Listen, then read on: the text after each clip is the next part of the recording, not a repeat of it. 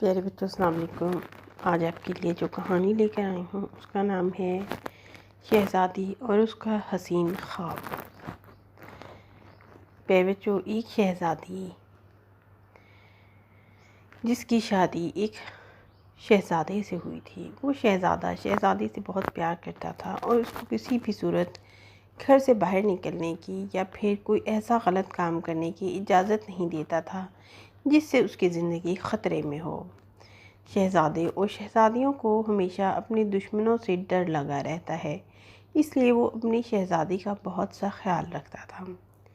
ایک دن شہزادی کو خواب آیا کہ دور 15 میل دریا کے پار ایک جگہ پر بہت زیادہ قیمتی سونے، جواہرات اور ہیرے دفن ہیں۔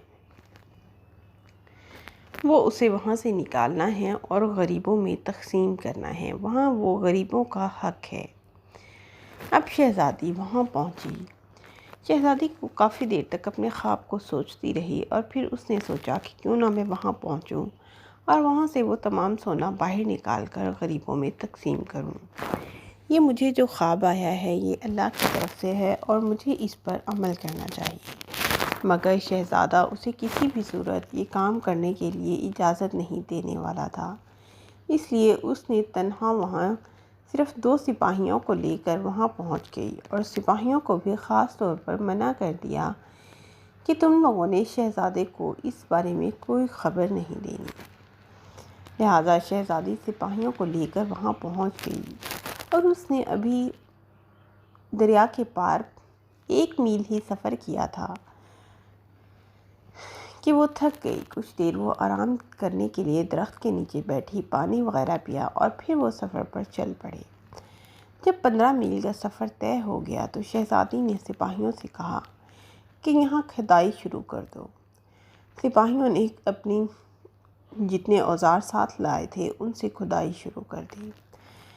کافی دیر کھدائی کی مگر کچھ نہ ملا۔ شہزادی کافی پریشان نظر آنے لگی، مگر تھوڑی ہی دیر میں کچھ ہونڈے اور کچھ جنگلی انسان وہاں نظر آنے لگے۔ وہ سب کے سب انہوں نے شہزادی کے گرد گھیرا ڈال لیا اور شہزادی کو اٹھا کر لے گئے۔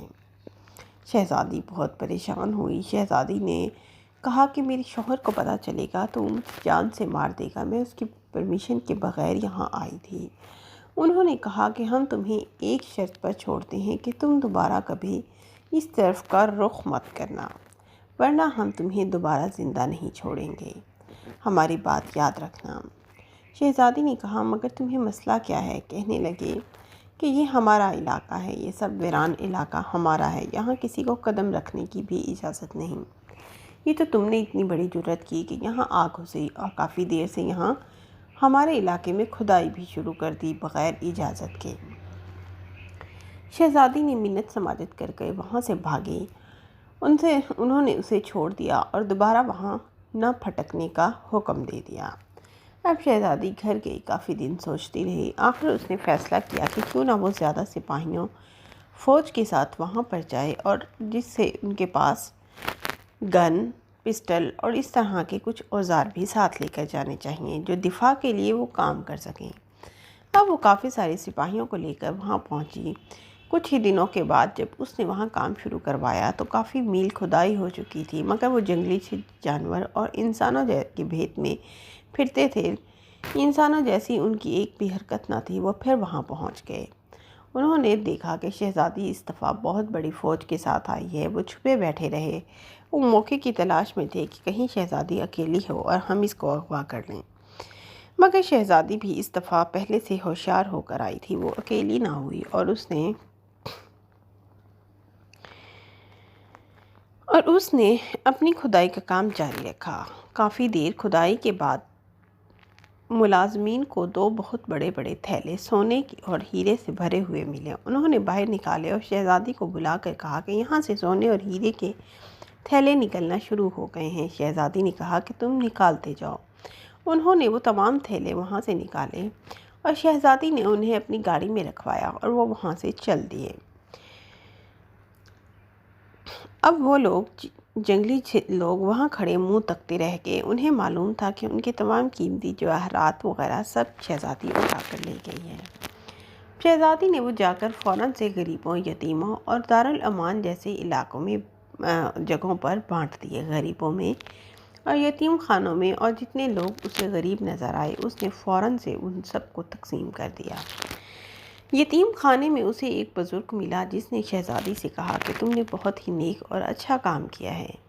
یہ خزانہ ان ظالم لوگوں کے قبضے میں تھا اور یہ یتیموں اور غریبوں کا ہی مال تھا۔